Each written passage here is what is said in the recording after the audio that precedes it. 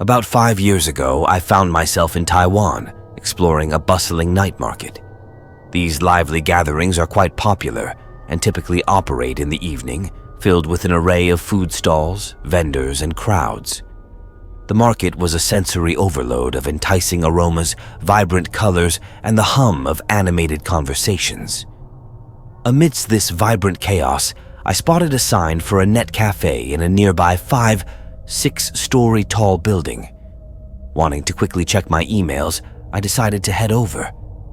The entrance to the building was small and dimly lit, leading into a narrow, dark hallway that culminated in a tiny elevator. The building itself was old and poorly maintained, which isn't uncommon in Taiwan, so I didn't think much of it. The hallway felt like stepping back in time, the air heavy with a musty scent. As I approached the elevator and pressed the call button, I noticed that the elevator was surprisingly modern compared to the rest of the building, but this oddity didn't register as alarming at the time. Once inside, I scanned the floor numbers, noting the absence of a 4th floor, a typical feature in many Chinese buildings due to the superstition that the word for 4 sounds like death. The panel displayed 1, 2, 3, 5, 6. I pressed the button for the 6th floor, where the net cafe was located, and the elevator smoothly ascended. When the elevator came to a halt, I naturally assumed it had reached the 6th floor and began to step out. But as I peered into the space beyond the elevator doors, I froze. It was pitch dark, the only illumination coming from the elevator's light. The floor appeared abandoned for decades, with random pieces of furniture shrouded in white cloth. A chill ran down my spine. Since the building had single occupancy floors, I could see the entirety of the floor from where I stood. Confused, I glanced at the floor indicator, but none of the numbers were lit. However, the button for the 6th floor was still glowing, suggesting I hadn't reached my destination yet. In those fleeting seconds, I saw something that chilled me to my core. In the distance, a figure began to move. It was indistinct, but it appeared to be someone in a gown, slowly advancing towards the elevator. Panic surged through me, and I frantically started pressing the close door button. The elevator light flickered off, plunging me into complete darkness. My heart pounded in my chest, and a wave of fear washed over me. I could feel the darkness closing in, suffocating me. Then, just as abruptly, the lights flickered back on and the doors closed, the elevator jolting back to life. Moments later, it opened again, this time to the net cafe. Relief flooded over me as I hurriedly exited the elevator and found a computer to sit at. My hands were trembling as I logged in, my mind racing with what I had just experienced. After gathering my thoughts, I approached the cashier's desk and recounted what I had seen. The girl behind the counter listened, her face paling as she took in my story. I asked if anyone else had reported similar experiences. She revealed that while she hadn't encountered it herself, some coworkers and occasional customers had shared eerily similar tales. The building did indeed have a dark history. The 4th floor, which the elevator wasn't supposed to stop at, once housed a hair salon. One of the employees had tragically taken her own life there, slitting her wrists over a hair wash station. Following the incident, customers reported strange occurrences: water running red as if tinged with blood, reflections of a ghostly figure in mirrors. The salon eventually closed down. Subsequent attempts to rent out the space were unsuccessful due to the building's reputation. Superstitious businesses avoided it, even at drastically reduced rents. Eventually, a stationery store moved in, but during renovations, strange accidents occurred. Tools vanished, mirrors shattered, and a worker's hand got jammed in the elevator doors. The workers refused to continue, and the store abandoned the lease. The floor was shut down, and the elevator was reprogrammed to bypass it entirely. Yet, inexplicably, the elevator sometimes still stopped at the 4th floor. Those unlucky enough to witness it, like me, often saw a spectral figure roaming the darkness. To this day, the memory sends shivers down my spine. I'm a skeptic by nature, dismissive of ghost stories and hauntings, but this experience defies logical explanation. Was it a malfunctioning elevator, or perhaps a homeless person taking shelter? No rational answer seems to fit. It took me a long, nerve-wracking 30 minutes to muster the courage to re-enter the elevator to leave, and even then I waited until others joined me. That experience remains one of the most unnerving events of my life, and it has forever altered my perception of the supernatural.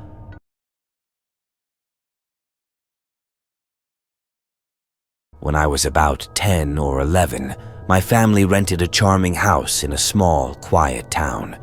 It was an idyllic place where my aunt and uncle lived with us, and for a couple of years, life was peaceful, uneventful, and blissfully ordinary.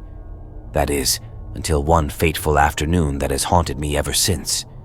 It was a day like any other, and I had to rush to the bathroom due to a sudden and urgent case of the bubble guts.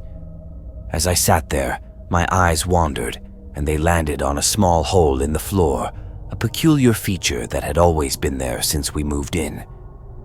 I remember staring at it absent-mindedly until, to my absolute horror, I realized there was an eye staring back at me. My blood ran cold as I took in the sight of an unknown man gazing up at me through the hole, his face twisted into the creepiest, most eerie smile I had ever seen. It was a smile that seemed to belong to a nightmare, not reality. A chill ran down my spine, paralyzing me with fear, and then I screamed for my dad, my voice high-pitched and trembling with terror. My dad came running, bursting through the bathroom door with a look of alarm. Breathlessly, I explained that there was a man in the basement, a man with the most terrifying smile. His expression turned from concern to a grave seriousness, and he immediately called for my uncle. The two of them, armed with flashlights, headed down the creaky stairs to the basement. Our basement had only one entrance, the door my dad and uncle were now descending through, and I couldn't tear my eyes away from the hole in the floor, my heart thudding wildly in my chest. Just as my dad and uncle reached the basement, the man below did something that made my skin crawl. He waved at me slowly, a chilling horror movie-type wave. Then, without a sound, he turned around and walked away, disappearing from my view. Moments later, I heard my dad and uncle coming back up the stairs, their footsteps quick and anxious. They told me it was okay, that no one was down there, and that it must have been my imagination. But I knew what I had seen. Not long after that deeply unsettling incident, we moved to another house. The memory of that day never left me, and years later, when I was older, I decided to bring it up with my dad and uncle. As soon as I mentioned it, their faces grew serious and uneasy, a stark contrast to their usual demeanor. I asked them directly what they had really seen in the basement that day. Their answer sent a fresh wave of chills down my spine. They admitted that while they hadn't seen anyone in the basement, they had discovered something equally disturbing: footprints in the dust on the floor. Footprints that clearly indicated someone had been standing and walking around right under the hole. They had decided not to tell me the truth at the time because I was too young, and they didn't want to scare me more than I already was. Hearing their account, combined with the vivid memory of the man I had seen with my own eyes, deeply unnerved me. For years, I had nightmares about that creepy man, his eerie smile haunting my dreams until they finally faded. But even now, every so often, I think back to that chilling experience, and a shiver runs down my spine, a stark reminder of the horror that once lurked beneath our floor.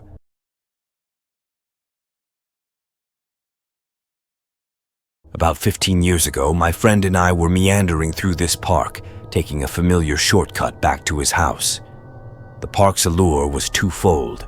It trimmed precious minutes off our curfew-driven journeys and offered a picturesque route alongside the water.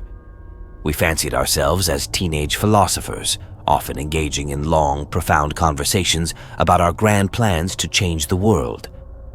Ironically, in our quest to transform the world, we hardly noticed how much we were being changed by it. To set the scene, let me describe the park. It was a long, winding path branching off the larger Galloping Goose Trail, encircling a small water inlet along the gorge.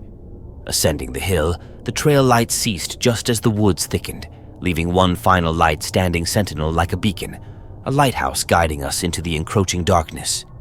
Beyond that, the path wound through a dense wooded area, cresting the hill before descending again. At one point, a dilapidated house lurked behind the trees, adding an eerie presence to our route. Despite the proximity of houses and stores, the park's isolation felt profound, especially after sunset when it transformed into a foreboding, impenetrable darkness. One evening, as we embarked on our usual route, the last trail light flickered and died. It was odd, but not enough to derail our conversation. We ventured into the darkness, descending the hill on the other side when we heard it, a noise loud and unsettling, with a sense of movement. My rational mind raced to explain it, initially identifying it as a low-flying helicopter. However, as the sound grew nearer and more distinct, dread settled in my chest.